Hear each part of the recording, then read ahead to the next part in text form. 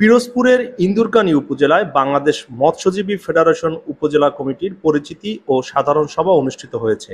সোমবার দুপুরে উপজেলা অডিটোরিয়ামে এ সভা অনুষ্ঠিত হয়।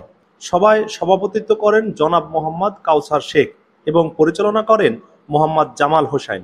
প্রধান অতিথি হিসেবে উপস্থিত ছিলেন বাংলাদেশ জামায়াতে ইসলামীর প্রয়াত নেতা মাওলানা দেলোয়ার হোসেন সাঈদীর পুত্র ও পিরোজপুর ১ আসনের জামায়াত মনোনীত সংসদ সদস্য প্রার্থী মাসুদ সাঈদী। প্রধান আলোচক ছিলেন ইন্দুরকানী উপজেলা নির্বাহী কর্মকর্তা হাসান বিন মোহাম্মদ আলী। সভায় মৎস্যজীবীরা সরকারি সুযোগ সুবিধা থেকে বঞ্চিত হওয়ার অভিযোগ তুলে ধরেন। বক্তারা মৎস্যজীবীদের সমস্যা, দাবি এবং তাদের ন্যায্য অধিকার নিয়ে বিস্তারিত আলোচনা করেন। প্রধান অতিথি মাসুদ সাঈদী বলেন, সরকার জেলেদের জন্য যে কার্ড, ভাতা ও সুবিধা নির্ধারণ করেছে তা যেন প্রকৃত মৎস্যজীবীরা পান। মৎস্যজীবীরা ঐক্যবদ্ধ থাকলে তাদের অধিকার কেউ ছিনিয়ে নিতে পারবে না। ভবিষ্যতে সংগঠনের কার্যক্রম আরও শক্তিশালী করতে হবে।